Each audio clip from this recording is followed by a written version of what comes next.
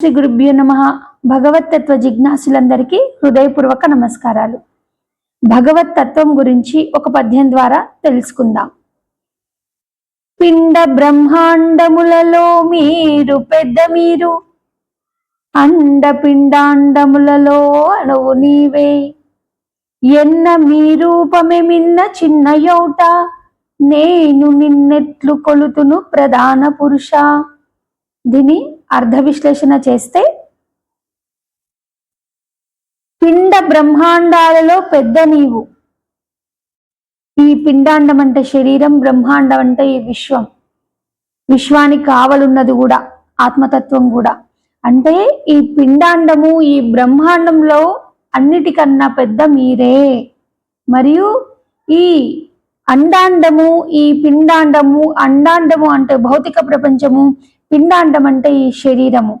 అంటే పిండ బ్రహ్మాండాలలో పెద్ద మీరే, అండ పిండాండములలో అణువు మీరే. అంటే పరమాత్మ అణువులో అణువై అంతటా వ్యాపించి ఉంటారు. పరమాత్మ తత్వం అనేది, పరమాత్మ ప్రకాశం అనేది, పరమాత్మ అంటే కేవలం ప్రకాశం, పరబ్రహ్మ, స్ఫురణ, జ్ఞానం, ప్రజ్ఞ, ఎన్ని పేర్లైనా పెట్టుకోవచ్చు. వస్తునిచ్చే జ్ఞానం కలిగితే పరమాత్మ తత్వం ఎలా ఉంటుందో తెలుస్తుంది. అలా పరమాత్మ పిండ బ్రహ్మాండాలలో వ్యాపించి ఉన్నావు, అన్నిటికన్నా పెద్ద మీరే, అన్నిట్లో సర్వవ్యాపకమై ఉన్న మీరు అండ పిండాండములలో అణువుగా ఉన్నారు. అంటే ఎంత సూక్ష్మం అవుతుందో అంత వ్యాపకం అవుతుంది ఏదైనా. మరి పరబ్రహ్మ ఎంత సూక్ష్మాతి సూక్ష్మమో అంత వ్యాపకమై, ఏకమై, అద్వితీయమై, అచలమై, అఖండమై ఉన్నది. అంటే మనము సర్వత్రా ఉన్న పరమాత్మని మనం చూడట్లేదు, ఎందుకంటే అంత సూక్ష్మమై ఉన్నది. కాబట్టి మన మనస్సుని సూక్ష్మం చేస్తే మనకు ఆ సూక్ష్మాతి సూక్ష్మమైన పరబ్రహ్మ స్థితిని మనం పొందగలుగుతాం. అంటే ఈ పిండ బ్రహ్మాండాలలో అన్నిటికన్నా పెద్దది, మరియు ఈ అండ పిండాండాలలో అన్నింటిలో చిన్నగా ఉంది. అంటే అంత పెద్ద బ్రహ్మాండంలో ఆవరించి ఉన్న పరమాత్మ ఈ పిండాండంలో, ప్రతి అణువులో, ఈ అండాండంలో, ఈ పిండాండంలో, అండాండం అంటే భౌతిక ప్రపంచం అనుకున్నాం కదా, ఈ బయట, ఈ లోపల అణువులో అణువై కొలువై ఉన్న ఆ స్థితియే, ఆ తత్పదార్థమే పరమాత్మ. అలాంటి పరమాత్మ ఎన్న మీ రూపమే మిన్న చిన్న యౌట, అంతటా ఉన్న మీరు, సర్వత్రా ఉన్న మీరు, అఖండమై వెలుగొందుతున్న ఆ తత్వము అన్నిట్లో ఆవరించి సూక్ష్మాతి సూక్ష్మమై ఉన్నది. అలాంటి తత్వాన్ని నేను నిన్నెట్ల కొలుతూ ప్రధాన పురుష. పురుష అంటే కేవలం జ్ఞానం మాత్రమే.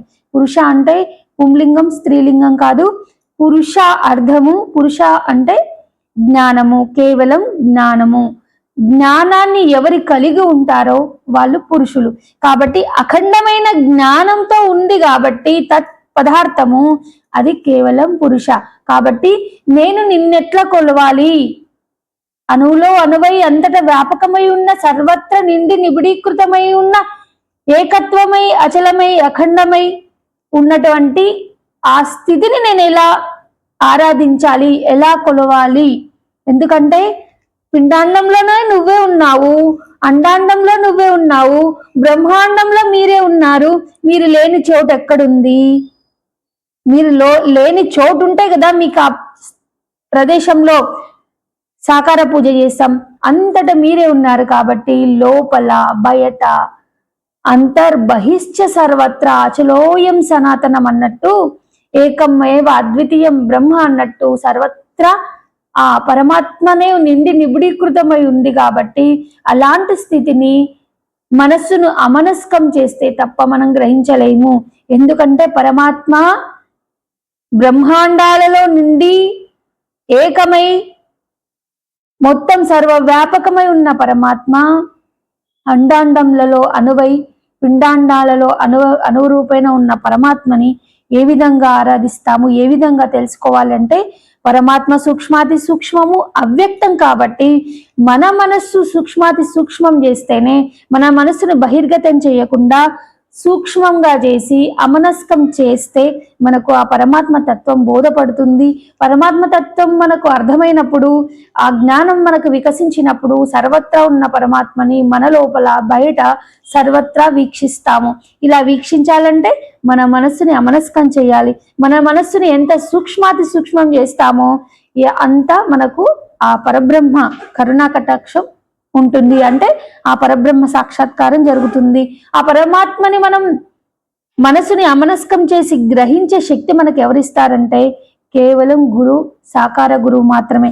కాబట్టి సజ్జనులు, సద్భక్తులు శీఘ్రంగా సత్పురుషులు, సద్గురువులు అయినటువంటి వారిని ఆశ్రయించి ఉపదేశ క్రతువుని ఉపదేశం తీసుకొని సాధన చేస్తూ ఆ గురునిష్టలో ఉంటూ సాధన చేస్తూ సాధన ద్వారా మనస్సుని అమనస్కం చేసి ఆ పరబ్రహ్మ స్థితికి ఎప్పుడైతే ఎదుగుతామో అప్పుడే అచలోయం సనాతన స్థితికి వెళ్తాము. మనమే అచలులమని మన మనస్సునే ఆ అచల స్థితిలో ఎప్పుడైతే లయం చేస్తామో అప్పుడే ఆ పరబ్రహ్మే మనము, మనమే ఆ పరబ్రహ్మ. ఉన్నదొకటే, రెండు లేవు కదా. ఉన్నదొకటే అన్నప్పుడు సర్వం తానే ఉన్నప్పుడు అన్ని పరబ్రహ్మ స్వరూపమే అని అర్థం. అందరికీ జై గురు. సర్వే జన సుఖినో భవంతు.